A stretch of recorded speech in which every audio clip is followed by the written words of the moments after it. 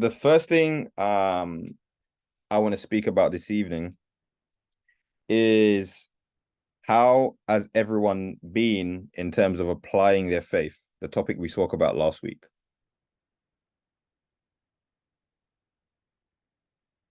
How many of you have made changes in terms of applying the principle of faith that we spoke about last week? And anybody can give me something that they've done to apply it or to strengthen their faith. Anybody taken any actions? Sorry, I wasn't online, so I don't know what are you talking about. That's okay if you weren't on. But Um, faith in yourself, or it was, yes, partly faith in yourself, but applying the faith. So I won't go over the topic, but I spoke about you can have faith in something, but it only materializes when you apply the faith. Okay. So applied faith is the action. Faith is just the belief. Applied faith is the belief and the action together. Okay. Now, the reason why I asked that question regarding, okay, what have you done since last week is because it's fantastic coming on these calls every week, getting the information. But if you're not applying something, if there's not one thing, and this is something I want you to change from today. If there's something that you hear on the call, yes, you're going to take many notes, but I want you to pick one thing that you're going to implement and apply going forward. So then you start to see the changes, but you won't see the changes if you don't apply. Okay. Does that make sense? Okay. This is why I spoke about faith and applied faith last week. And I'm going to start this every week asking you what you did to apply something new so that you grow. Okay. And the reason why I say that is because the previous company I was a part of in Organo, I used to see people that had been in the industry 10 years, 20 years, 30 years, read every book, read every single person development book you can think about, been to hundreds of seminars, some of them, but had seen no change over that period of time. And what's the definition of insanity? Doing the same thing over and over and over again, expecting a different result.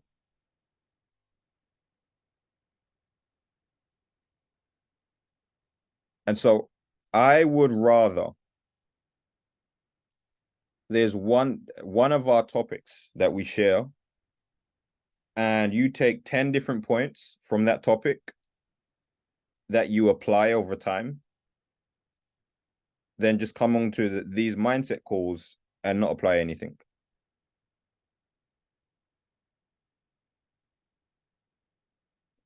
And I'm sharing this with you because today we're going to talk about paradigms.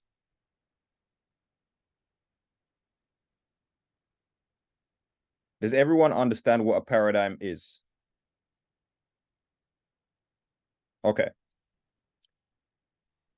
So a paradigm is a combination of habits that have been programmed into your subconscious mind.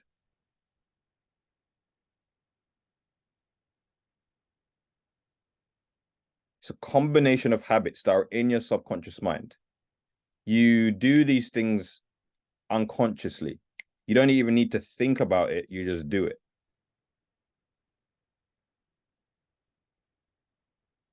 So that you have a combination of habits that you do habitually meet when it comes to your food, when it comes to your thought process, when it comes to your overall lifestyle, whether it be to health and fitness, your trading, your business.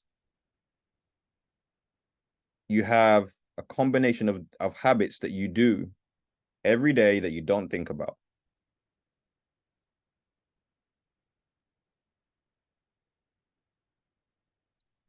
And I'm going to share this with you, and you're going to be like, that makes so much sense. Because these habits are programs. You see, when you're a child, you're born. when you're first born, you know nothing. Okay, you have an empty mind, and then you have coders. Does everyone know what I mean by coders? People that do coding. Yeah. Okay. You have coders that are around you, and they're putting together programs and implement it into your brain. And these codes, they keep repeating these codes over time, over and over and over again. This is the type of way you think about money. This is the type of feeling you have towards food. This is the type of feeling you have towards relationships. This is the way you think about people that are rich. This is the way you treat other people.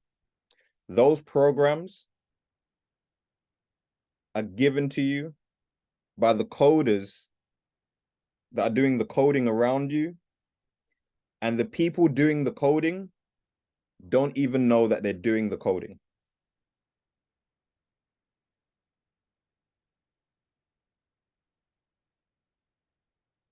Is this making sense? When you think about computers, any technology, there's some codes, right?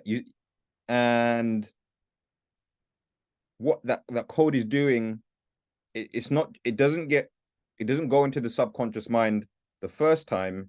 It's when it's spaced out and repeated the same thing over and over and over again, but it's spaced out over a period of time.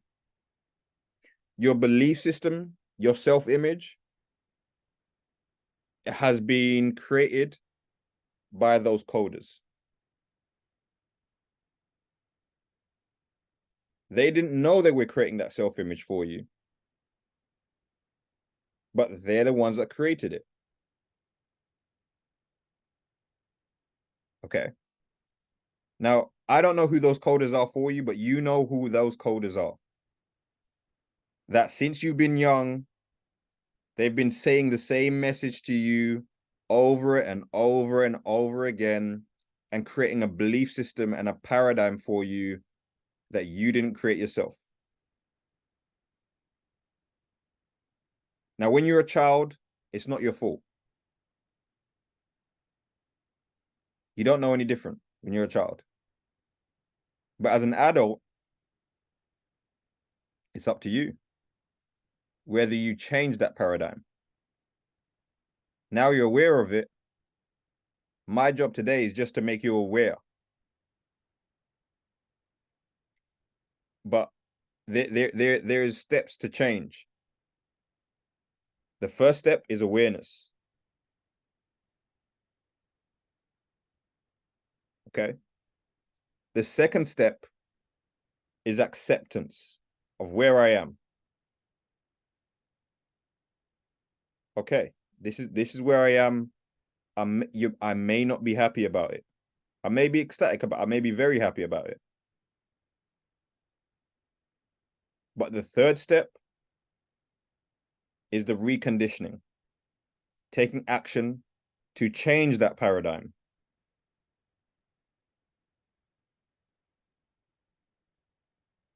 But remember how that paradigm was created in the first place with the coders. They kept repeating the same message over and over and over again. So if you're going to change that paradigm, What do you think you need to do?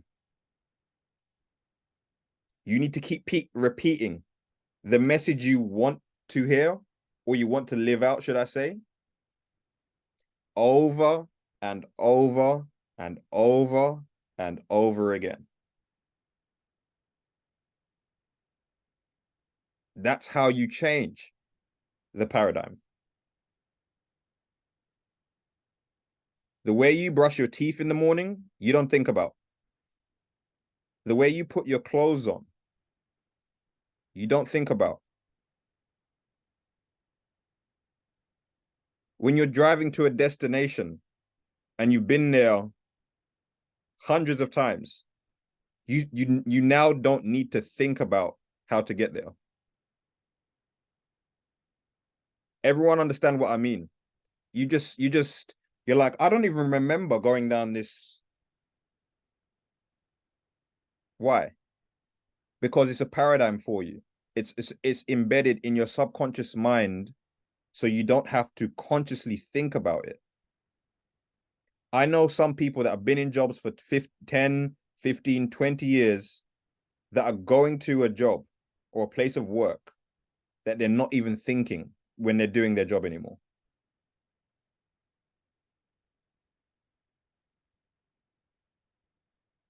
Because of their paradigm. Now, like I said, my job is just to make you aware. But you are the ones that have to accept where you are and accept that there's going to be some work that you need to do to change it.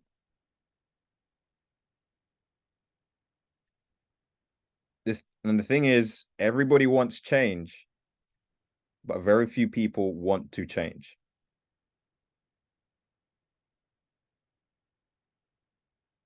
You see, when I accepted the point of I'm not making the money that I wanted to make in my life, I realized that I had to change something. There was something, it wasn't about the world, because who believes there's more than enough money in the world? There is. So it's not external, it's internal. There was a paradigm that had been created through the coders in my life at that point that created a subconscious poverty mindset.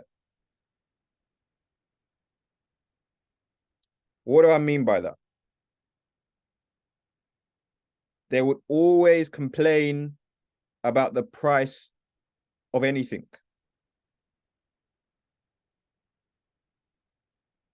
Anybody know about like people like that? They would always talk about how they can't look at specific things because it makes them feel upset about what they can't buy.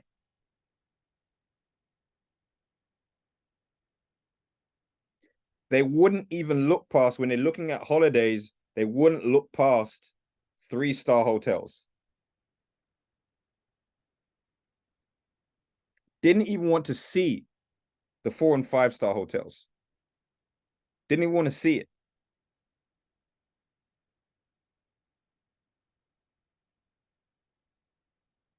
They would talk about, you know what? Let me buy this and put this down for a rainy day.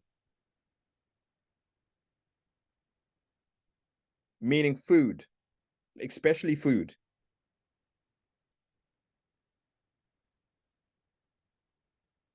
And so subconsciously, what they were creating was a hoarding mentality. There's not enough. I need to keep everything. If I can't give it out because there's not enough.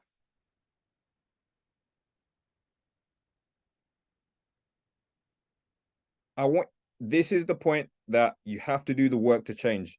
You're doing part of the work now by being around people that you're going to continuously see that there's more than enough. There's more than enough. You see, poverty isn't about what you have in your bank. It's the habits of how you think.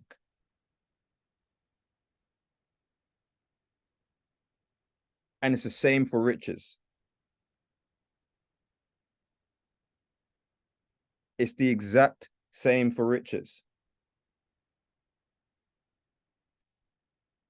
If Mr. Bugs can go from living in poverty to being a billionaire, you think he just did hard work and that's how he got to being a billionaire?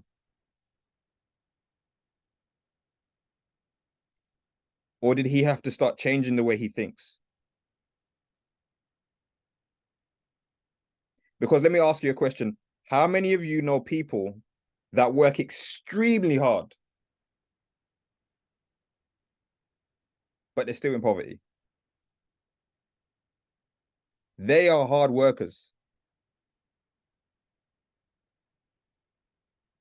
If hard work was enough,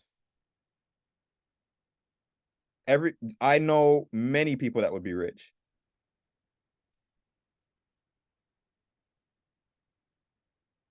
It's not just about hard work. It's about the paradigm you have. Are you able to give and not want to and not have the mindset of I need to get something from giving?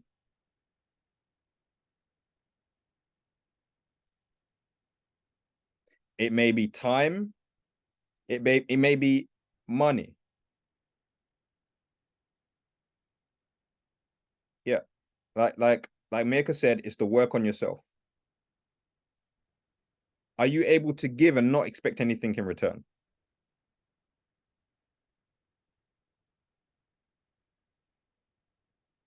You see, that paradigm is a paradigm of abundance.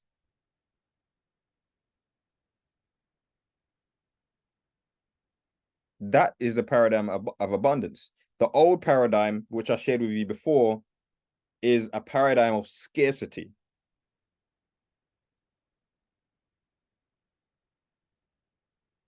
It's the habit of thinking that there's not enough.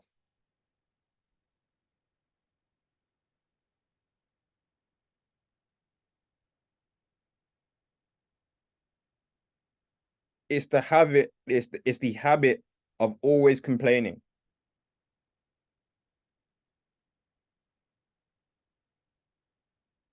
It's the habit of expecting that things aren't going to go well for you.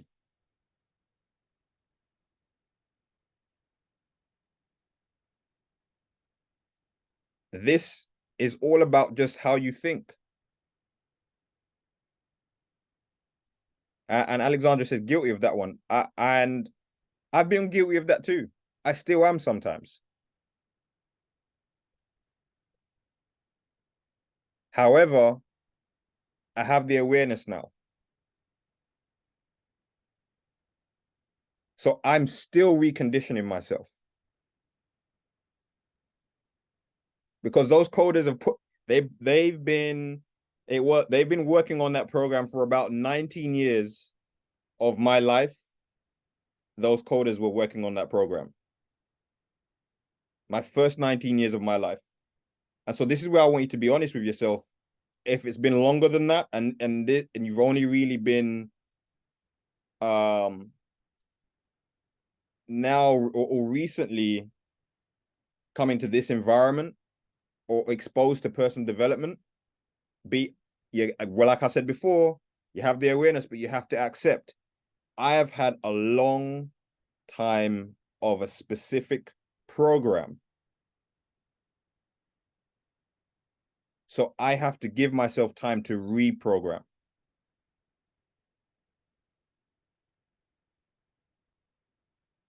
You have to give yourself time to reprogram. What's the problem with that?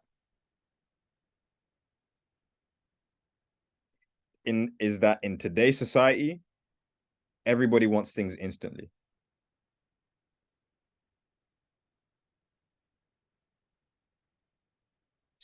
what happens? People start reprogramming. Oh, I don't see anything happening, so I'm going to stop.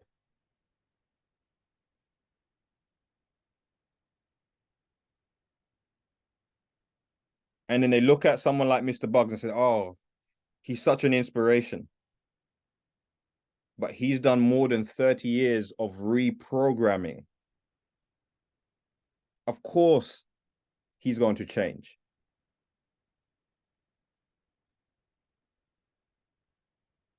And there's something that I wrote many notes about the paradigm. And one of the things that I want to share with you is, and this is the thing that stood out to me, and I underlined it about 5 times, is that absence of evidence is not evidence of absence.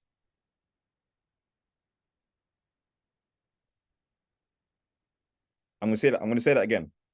Absence of evidence is not evidence of absence.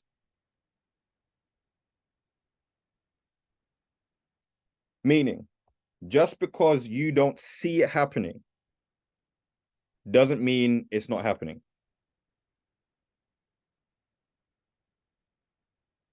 You can't, and I want to share this with you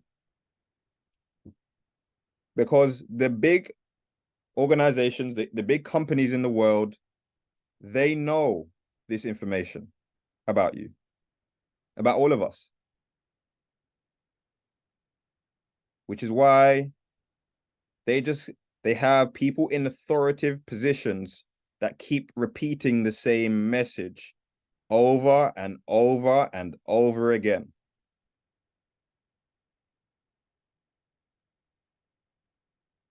And that is why you don't know you're being programmed, but you're being programmed.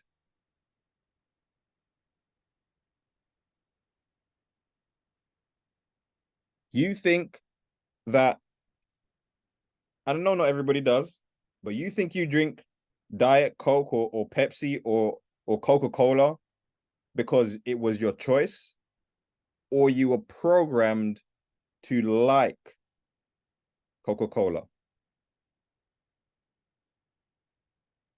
Because they would get your favorite artist, Beyonce, to do this Coca-Cola advert around Christmas, and you just think this is what goes with Christmas. You think it's an accident? No. You think McDonald's doing the adverts about Happy Meals and why kids love McDonald's? Now, I know I don't want to upset Mirka here and Alexander. I know your kids do not eat McDonald's, okay? And I know what you like, okay? But what I'm saying is they understand the programming. Do you understand that different colors bring off different emotions in our brain?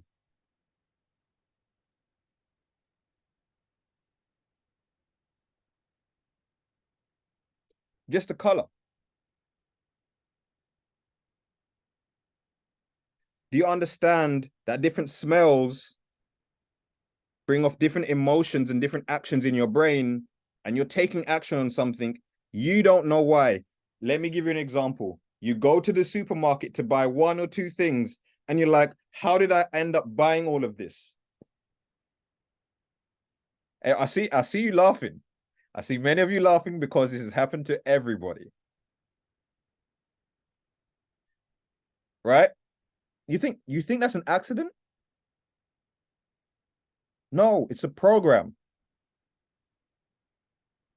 It's a program. They know that if they put certain foods in certain aisles, that when you go past it and you see half price or 2 for 1, they know program goes off in your brain. Okay, that's a bargain. I have to buy it because it might not be on 2 for 1 next time I come. They know how to perpetuate the consumer mindset in the world.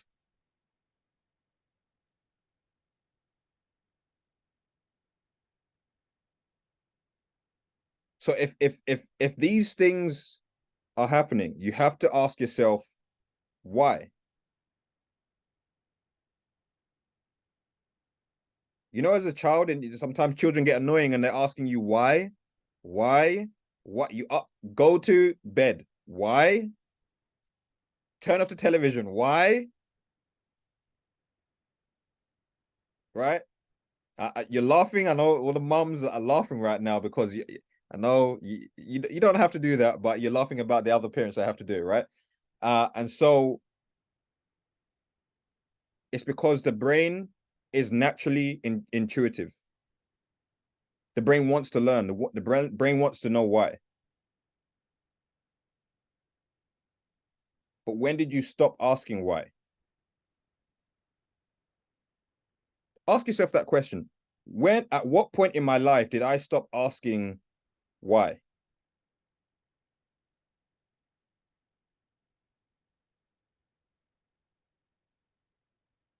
Something simple like that.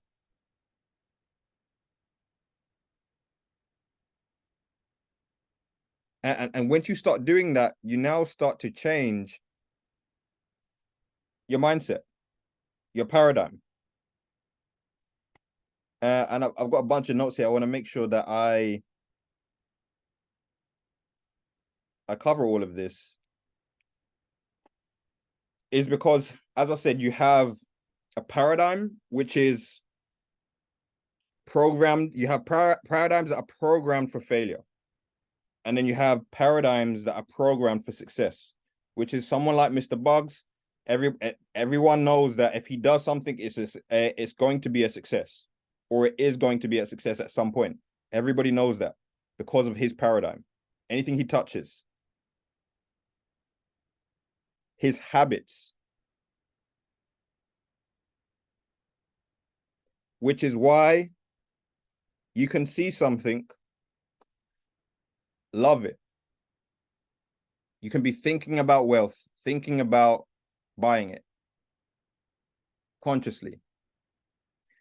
But that paradigm of those coders that are going on around in your brain subconsciously, you're consciously thinking about wealth, but subconsciously you're living in poverty.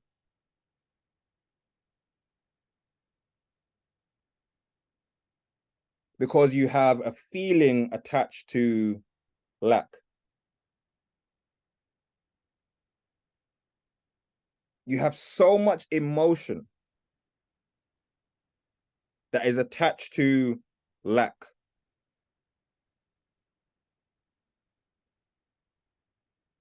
That the subconscious mind is just playing that program. And so when it comes to an opportunity, when it comes to trading, where I boomerang any opportunity, you can't see the opportunity because of the coders that are projecting lack.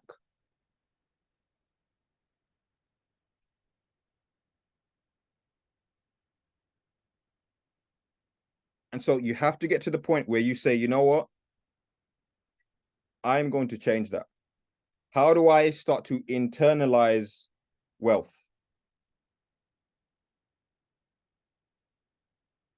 You have to get to a point where the future becomes the present for you.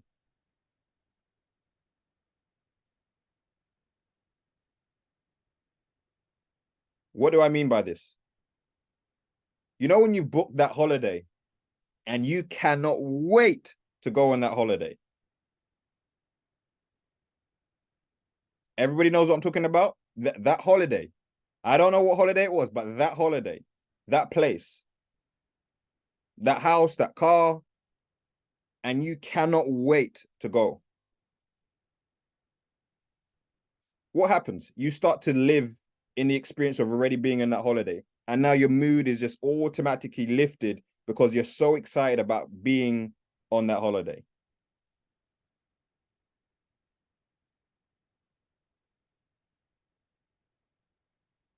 And so even though it hasn't happened yet, in the present, your mood has changed in the present for something that hasn't happened. Hasn't happened yet, but you're so excited about it happening that your mood has changed now.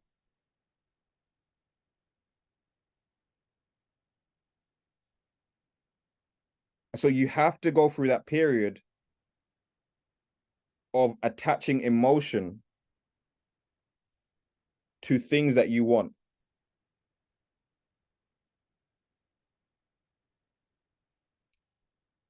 You know, when I spoke about faith and applied faith last week, I meant, okay, let's say you want to hit the rank of Sapphire. Okay. I'm using this because this was the first point that it started to happen to me, and I didn't understand what was happening to me. And you go to an event and you see the Sapphire ceremony with your own eyes. And Mr. Bugs tells you to close your eyes, and your arms are out like this, and you're closing your eyes, you're singing the song, and you're picturing yourself walking across the stage.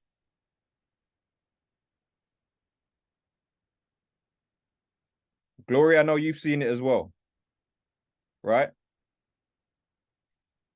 That emotional impact is what goes into your subconscious.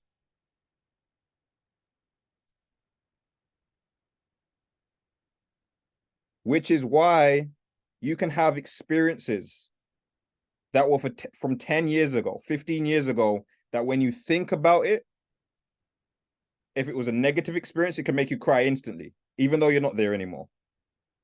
If it was a positive experience, it can change your mood and you're the happiest person in the world.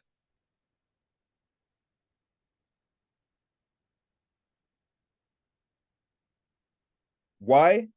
Why is it so impactful? Because there was an emotion attached to it.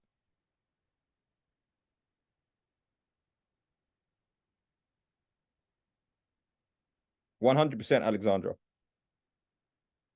And let me read out the full message because I only saw part of it. And it says programmed by either strong emotional experience or repetition. That's the two ways that people change.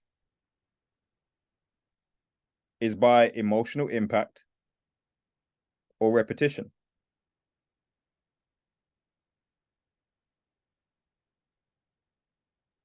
Now let me ask you all, and you don't have to all tell me if you don't want to. But have any of you had an emotional experience, negative, that if you think about it or start talking about it right now, it will make you cry?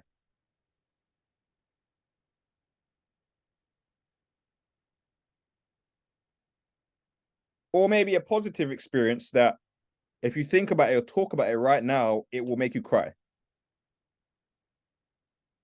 You all have one, right? So if you can do that with an experience that happened in the past,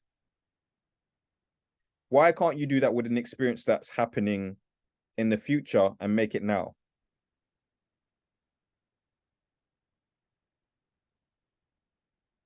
You know, I heard Bob Proctor say he loves Think and Grow Rich, but he thinks it's the wrong title. He says it should be Feel and Grow Rich. Because there is a feeling attached to failure in anything. And there's a feeling attached to success. And be honest, I never used to understand when they used to say, you've got to be a diamond before diamond happens. You've got to experience it. You have to be a successful trader before you become a successful trader. I was like, I never understood what they meant at the beginning when I started in this industry. In fact, when I started personal development, because I didn't feel successful.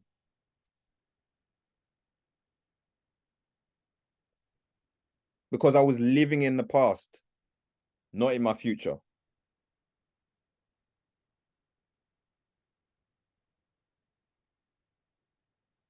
You've got to learn how to change your program by the repetition of living the future in the present, of the future you want.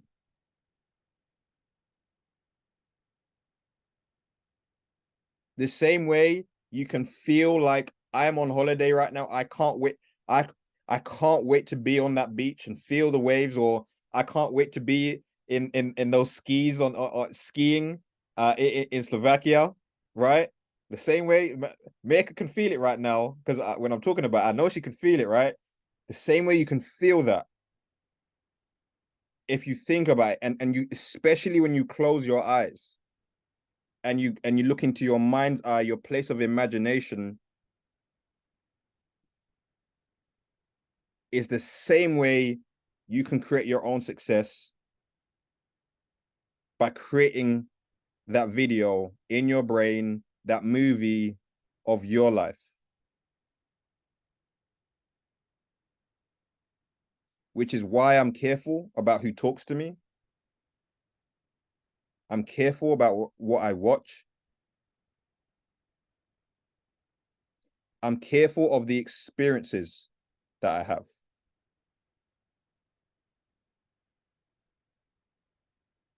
Because any of these things that have emotion attached to it, I understand goes into my subconscious brain. And if it happens over and over and over again, I understand it will become a habit of mine.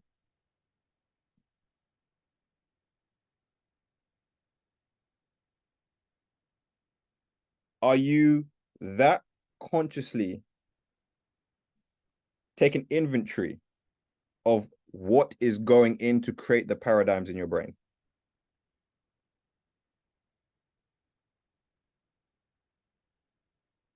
Ask yourself that question. You don't have to give me the answer. But what are you allowing consistently to repeat a message to you? Which is why I don't watch the news. Why? Because they're repeating that the world is bad. That's all they repeat over and over and over and over again. They repeat that you should not like this race and you shouldn't like this place. And all these things are repeated. And you should be scared of this and you should be scared of that. And it's repeated. And guess what? It creates a habit of thinking, which is why some people will never travel to some countries in the world when they've never experienced it in the physical, but they've experienced it in their mental based on the program that has been taught to them for years.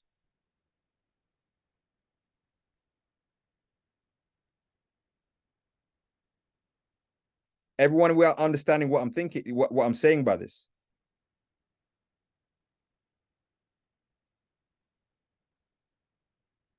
So it's a change of programming. We were all born perfect. Every single one of us was born perfect.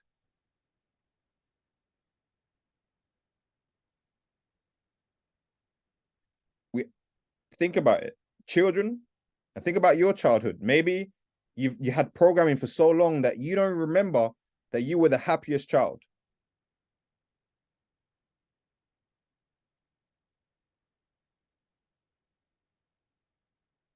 It's because of the programming of fear. Fear this and fear that, and there's a lack of, and we're in this financial crisis right now. That is the message that is being put out there. No, I don't believe that.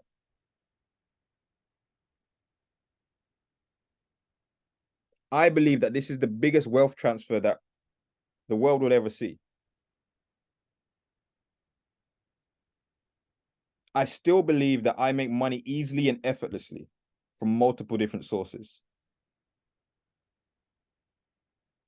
I believe that I create and not destroy. I believe that I'm a force for good. I believe that I create new standards.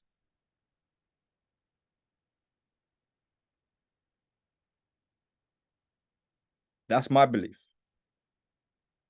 Why? Because I have emotionalized that.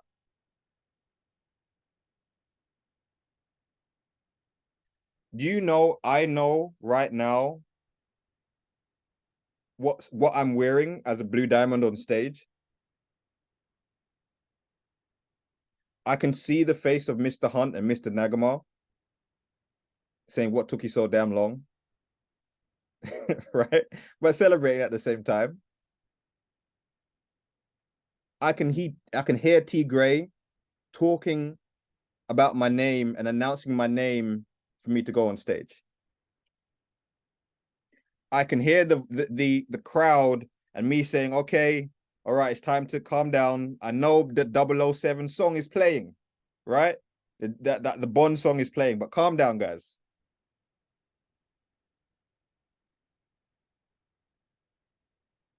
And yes, you're going to sound crazy to people that don't understand that just the same way they can have an emotion about something that's happened in the past, that you can create that same emotion and visualize it. The same way you can visualize things that have happened in the past is the same way you can visualize things that you want in the future.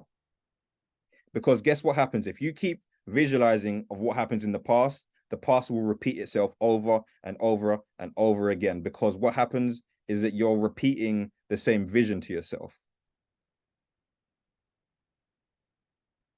You're repeating the same programming.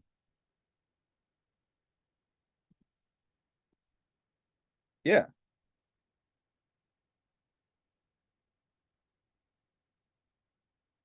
I hope this is making sense. And if anyone has any questions about this, then now's the time to ask.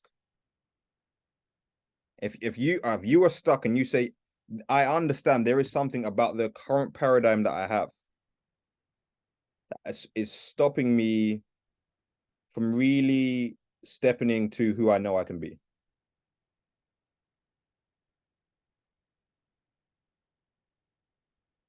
Because your programming will determine your perception,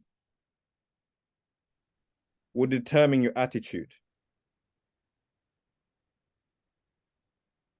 You see, you can't control the external. You can't control situations. You can't control what's happening in the world. You can't control that. You can't change it. But you can change yourself. You can change how you respond to it. You can change your perception to it. Rohan, Gloria, go for it. I would like you to explain a bit further the section where you said, learn to live the future as you feel it today. Yeah. Create your success, the emotions goes to your subconscious brain. Can you elaborate a bit more on that section as if I didn't put it together? Sure. So thank you. No problem. Okay. Okay. So let me go back to an experience that you've had in the past. Okay, Gloria, how many children do you have? 3. 3. Okay, who's your first child? Callista, a girl. Callista. Okay. Mm-hmm. Do you remember the feeling that you had when you were having Callista? Yes. Mm-hmm. Oh, yes. Okay. So if you were to talk about that right now and talk about it from the time of conception to the time of birth and the first time you saw her, you think that would give you an emotion of joy and your energy would naturally be lifted? Definitely. For all of them. For all of them. But I understand the first one is the first time you experience it. Second time, you know you kind of have an understanding of the experience. Mm, Okay, no, maybe no, no, maybe no, no, no, no, okay, no, they I were won't upset different. any women here. Okay, let me not let me not upset any women. Okay, but okay, let's talk about older children. But you can go back to a place in you mentally in your mind where that emotion was attached to it, and it naturally lifts how you feel. Yeah, for example, I can tell you my third child is my son. Okay. And the entire 9 months I was having pain because he was resting on a nerve. Mm-hmm. And everybody says to me, "You're going to have another girl." I says, "Oh no, I have two girls. It better be a boy. If not, I'm slapping that child." And when the child was born and it was a boy, I was up in the air, so I can remember that. Okay. So so what I'm sharing is the same emotion that you have right now. You can create that emotion about something you want in the future. And only once you connect a goal that you want and an emotion to it is once it goes into the subconscious and it becomes part of your paradigm. Okay. Okay. All right. Okay. Yeah. I got you. Mm-hmm. Perfect. Perfect. Does that make Got sense it. to everyone?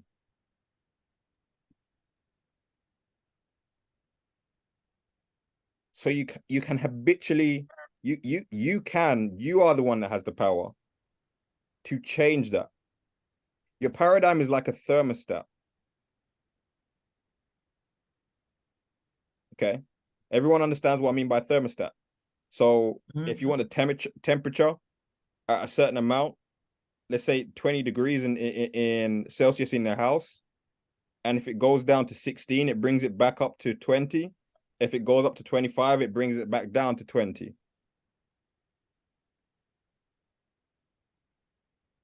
Your paradigm is like that. Meaning, if you don't normalize in your brain earning 100,000 a year, 100,000 a month, 100,000 a day, by associating yourself with that and emotionally attaching yourself to the feeling of what it feels like. Let me ask you a question. Do you know what you'll be wearing once you're earning that type of money? Do you know where you'll be shopping? I know. You know? Okay. Yeah, I know. I will buy me the most expensive pigments for paintings. Okay. And I am already there. let me I ask you a already question. got it in my mind. Have you been there to touch it and feel it? Um, I was there in my mind because I'm making visualization how I already have the money, how I bought the stuff, that I Okay. can finally painting with that high quality pigments. Okay. And But I this is know in my mind it was from the trading, perhaps. Yeah, this yeah. visualization I have. Okay. And so this is how you take it to the next level. You have to feel it, meaning go and experience it.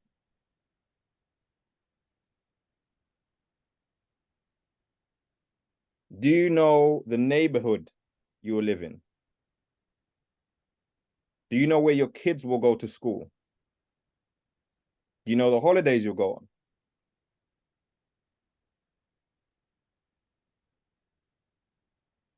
Do you know what it feels like to have those experiences?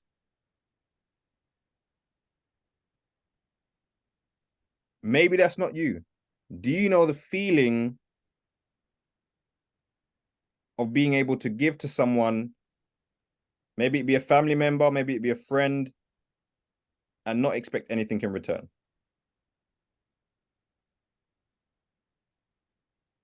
You may be like me. I'm the type of person, what gives me joy is what I can do for others.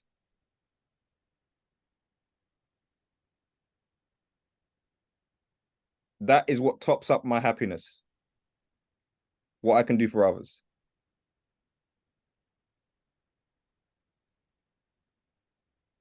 Do you know what it feels like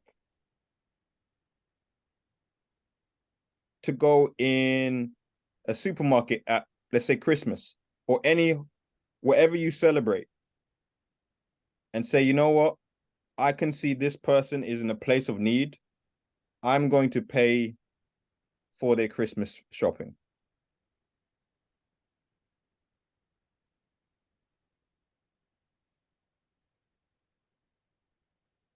Do you know what that feels like? Or does that feel uncomfortable to you? Because the coders have, they don't do that. That's not part of the program that the coders put in your brain.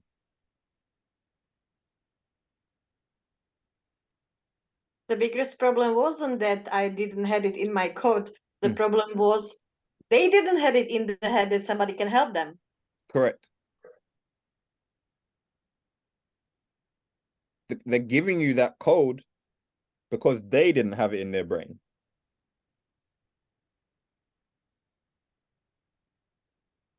But this is what I mean by changing the habits. Now you don't need to have a lot of money to change the habit. I give away money all the time, and it may not be a lot, but I've got used to the habit of giving it away.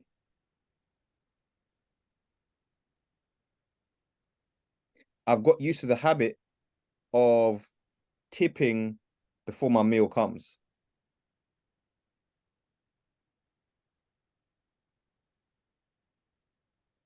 I've got used to the habit of walking into places that I desire to shop in, that are where millionaires shop. Let me give you an example where millionaires shop. Do you know what the material feels like of the dresses you want to wear or the suits you want to wear? Do you know what it feels like do you know what it feels like on your body?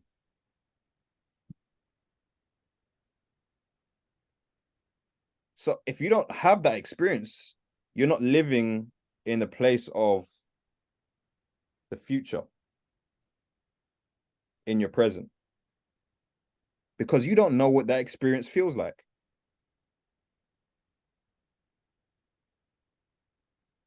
Gloria told you just now, when she had her first boy child, she can remember everything about it. Everything about that experience.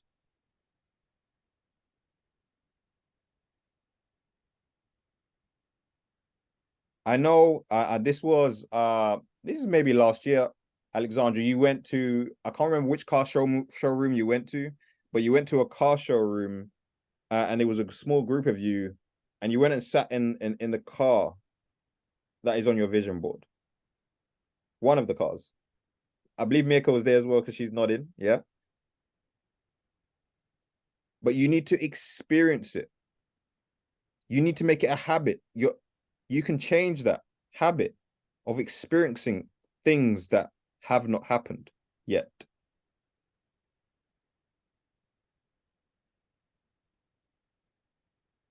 Because the same way you can, the coders can program your subconscious of things that haven't happened, that start to happen in your life, is the same way you can program the things that you do want.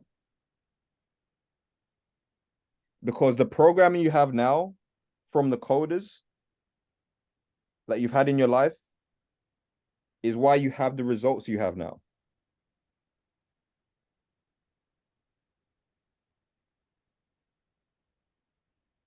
You know, I was laughing because at the last event I went to, Mr. Nagamar was talking about abundance and talking about buying a package for the new trading buddy, the software.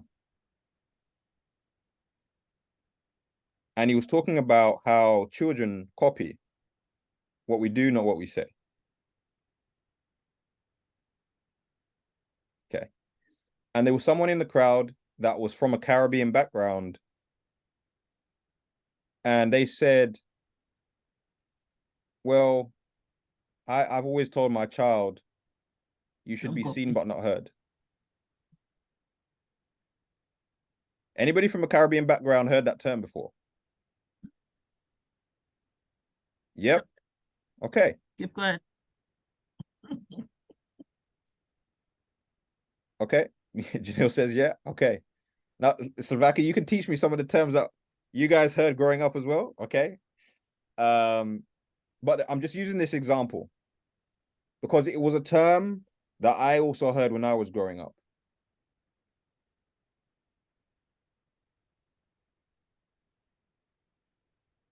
And Cheryl, are you in a different country to Gloria? Cheryl, which country are you in? I'm in Trinidad. Trinidad. Gloria, what country are you in?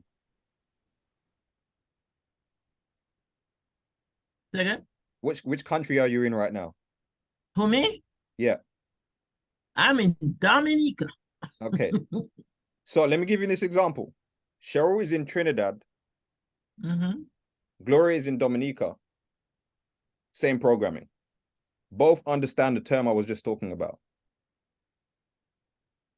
They both heard it. Different ages.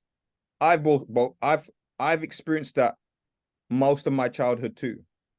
My family grew up in Jamaica. I wasn't born in Jamaica, but my family grew up there. But I still have the same programming.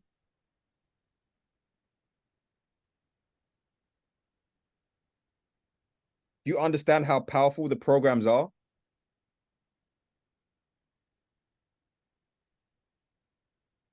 Which is why most kids don't have a voice in the Caribbean. I was going to say, Rowan, if I may, Yeah, go ahead. that statement gave you a sense of intimidation. No, not as a child, yes. Not now. Yes, but as a it child, did. because it made you feel that, oh, I shouldn't talk. I shouldn't say anything. I Mhm. should just let people see me, you know. But then some people, like when you go to school, the teachers would say, okay, Gloria, can I hear what you have to say? Yeah. And So then you're still scared. But that programming of being seen but not heard still makes you fearful of speaking. Now, Right. okay, so I'm just gonna touch on this and I'm gonna end on this, which is why when you may have, depending on where you are in the world, you may have heard different things. But which is why when you're told to go and prospect, to go and network, to build a business, guess what happens? That programming of being seen but not heard kicks in, and now you're fearful of talking to people. You think you can't pick up the phone and call because you're afraid of calling that person. No, it's your program that is kicking in, that is saying be seen but not heard.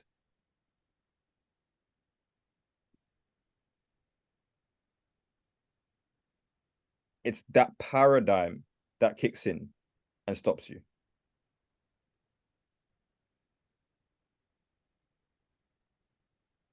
Which is why I know if we were all to call our prospects right now, there's certain people that will call more people and there's certain people that will call less. And if we're all given the same amount of time, there is going to be people that call more, there's going to be people that call less.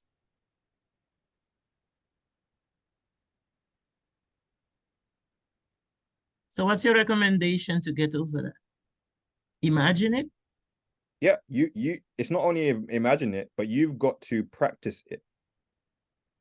Can I say something? Yeah, go for it, Alexandra. I once heard, I think it was Bob Proctor, who said, just look at your life and everything that works in your life that you like right now, meaning you have supportive programming. So don't change that. But anything that you don't like, you may write it down. And that's how we are used to think also, like, what do I not want, right? What I don't want. So you can write down what does not work in your life. And then you can, from that, you can take it to, okay, if I don't want this, then what I want. Because sometimes for some of us, at some point on the journey, it's difficult to actually say what I really want. It's funny to say, but it's really, in some point, it's difficult even for me right now. Exactly say what I want. So say what you don't want first, write it down, really analyze it. And then I've realized that the more specific you are, the faster the change comes. If I say, I want love for all the people in the world, it's very generic. It doesn't make that kind of switch in me. But if I say something very specific, for example, let's see. Okay, so when I was buying our house, I knew before that I don't want apartment. I was walking around in America, around suburbs, where I would enjoy the lights in the houses. And I said, this is what I want, right? I didn't want the cold buildings, the apartment blocks. That did not switch any good emotions in me. So I wanted it felt warming house. And when I placed a house which I wanted on my vision board, years later, I actually realized that I actually have it, not even realizing that I have it, right? It just happened, it materialized really. So what I don't want is sometimes exactly the mirror of what programs we have not working for us. Maybe that can help for somebody.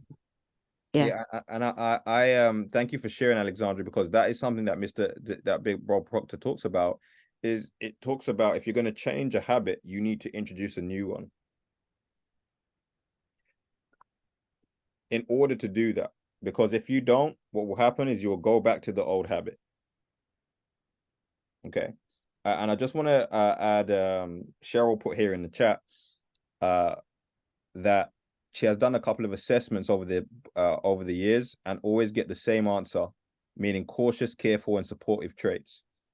And she said she did the same one this morning, and that's because that program has been programmed into you. The coders that you've had in your life have coded that into your brain of always having that trait. Okay. And so just to answer Gloria's question before we end the call tonight, one of the things that I did is because what happens is you now have a fear of speaking. You have a fear of, especially of speaking in public, in front of people. And the best way to get rid of fear is action. The only way I could get rid of the fear of speaking in public was to do public speaking. Because now my body realized and my brain had realized you're not dead. Nobody died. And so I had to keep doing it. Remember, spaced out repetition is how you create the change. That's the part of the reconditioning. Remember I said to change, there's 3 steps. There's the awareness that I didn't like public speaking, still don't like public speaking. Accepting that I had never done it before. So I'm going to be horrible. That's the hardest part. Being horrible, being bad at something, accept it. And then the reconditioning, meaning doing it over and over and over and over again. And then people say, oh, they're a genius. It comes so easy to them.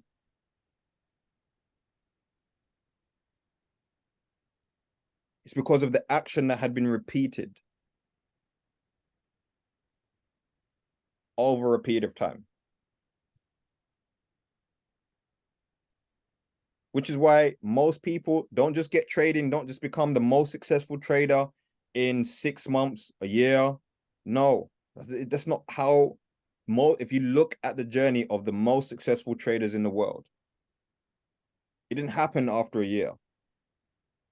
Most of them, it took them 2 years, 3 years, some 5 years, 6 years before they started making millions trading. Because of the constant spaced out repetition of looking at the chart and looking at the patterns day after day after day. And guess what? All of a sudden, your brain can recognize the pattern. Because you don't know that your brain understands the pattern subconsciously. But all of a sudden, you just, that was the right trade to take. Why didn't anybody else see that? Or maybe somebody else did see it. Hello. But it's the repetition of looking at the chart, and you don't think you're understanding it subconsciously. Okay? Because maybe you've been trading and trading and you're not getting it right. You're not getting it right. 30% of the time you're right. And then it starts to go up 40% of the time you're right. 50% of the time you're right. And now your journey of trading just keeps going up because of the repetition of looking at the charts, taking the trades, looking at the charts, taking the trades, looking at the charts, taking the trades.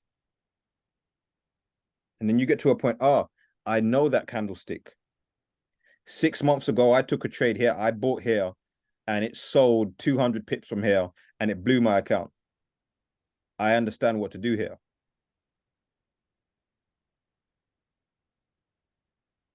Anybody had any experiences like that yet? So tell me, how do you get to that point if you don't do the repetition? Change is not easy. That's why I said everybody wants it, but very few take the action to change.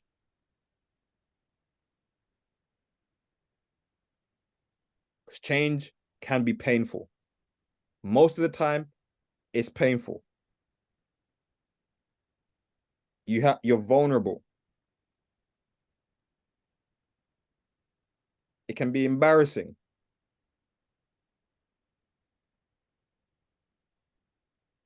I've been doing live calls and it's going real well for me. I'm getting the trade right every single day. I had 15 days, 16 days. The trade is right. Everybody's making money. One day, okay. No worry. I'm gonna close it out in 2 minutes, Alexandra.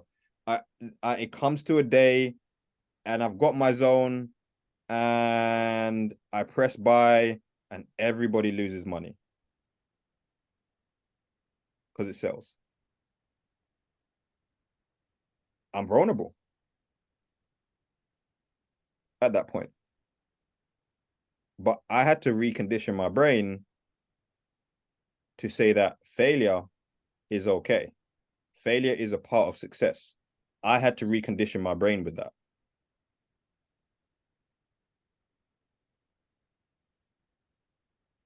As long as you're failing forward.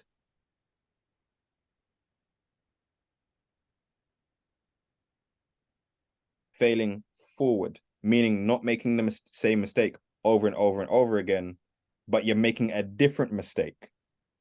Then you're failing forward. Okay. Now, I think that we may need to continue this topic next week. But I want to end the call off with this. Take one action that we've spoken about on today's call and work on just implementing one thing.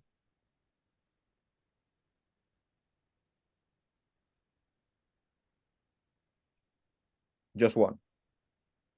Okay. Love you guys. I know we have the call with Mr. Bugs in an hour and 15 minutes on the Elevate call. On the Elevate platform, you've got Mr. Bugs. I think it's called a United Stand. You want to make sure that you have your team members on there and yourself, because like I said, you need the repetition and reconditioning of abundance to change the mindset of abundance in your own brain. The call is not for Mr. Bugs. The call is for you. Okay. Love you guys. and I'll see you on tomorrow on the call at 10 p.m. UK, and I'll see you tomorrow morning on the trading call too. Take care. Bye-bye. Bye-bye. Love you.